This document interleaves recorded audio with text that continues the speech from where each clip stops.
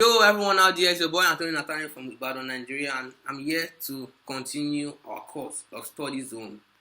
Basically, we are here combining study tips, study hacks, study lessons and experiences based on real and examined cases to help you out with your study and to make you a better scholar. Basically, anyone studies a scholar. So now, what we're doing today, we're talking about what studying actually is. What studying? What is studying? So many people think studying is basically just the ability to see a piece of writing and or whatever and just read it and dump your books. You've read it. So we become especially in Africa, we've begun to see studying as synonymous to reading. But studying is not reading. Studying is way deeper than reading. Studying could be watching a video. Studying could be reading. Studying could be thinking. And studying is just not limited to reading. So studying is wider than we think. But most of the time, we usually combine our opinions of a thing based on the most common versions of that thing. So the most common version of studying is reading, right? But studying is way more than reading. So as the moment you are able to understand that studying is deeper than reading, your ability to begin to really understand how to study starts.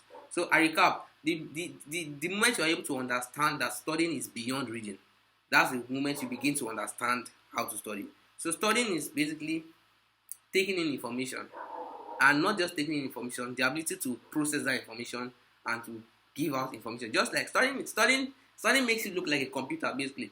Now, I said taking in information, right? Now taking in information is just like you are reading. Not just reading, you are listening to something, you are watching a video, audio book, whatever, anything that you're using to take in information. And there are majorly two ways of taking information in your head, which is reading and listening. So, and those two major ways, though I also think thinking is also a way of bringing up ideas into your head. Like it's just like when you sit down, you are reasoning, you are thinking things up. It's like a way of bringing ideas into your head. So I think studying is as wide as possible and depends. And there are many niches of study, depending on which you want to concentrate on. Like there are many techniques. They often say that there are many roads to the market, in an adage in my local language. So basically, that basically means that there are many paths to achieve a particular goal. So studying is can be through reading, listening, or according to me, thinking. You can think, you can reflect, and reflection itself is a part of studying. Because when you think, when you study, and when you read, when you listen, there are inputs, right? Then you begin to process. You begin, and that processing is part of reflection. That's why I mentioned reflection earlier. So reflection is just like you are writing what you wrote down. You close your book. You are like, okay, what have I read so far? And then you take your pen up and you begin to write that, okay, this is what I've.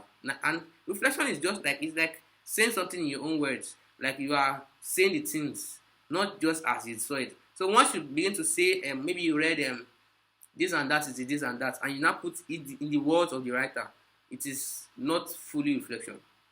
So reflection has to come from your innermost person. So that's now we need to train ourselves how to reflect. Because reflection is like the intermediary stage of studying. You take information, right? Then you have to reflect before you can give out meaningful information. And that giving out information, it relies deeply on reflection. Because only when you reflect on something can you be able to apply that thing. That an output of information is not just output. You have to be able to give it out. You have to be able to apply. You have to be able to make connections, and you have to be able to make applications. Now you have to be able to make outputs. That output could be your examinations. That outputs.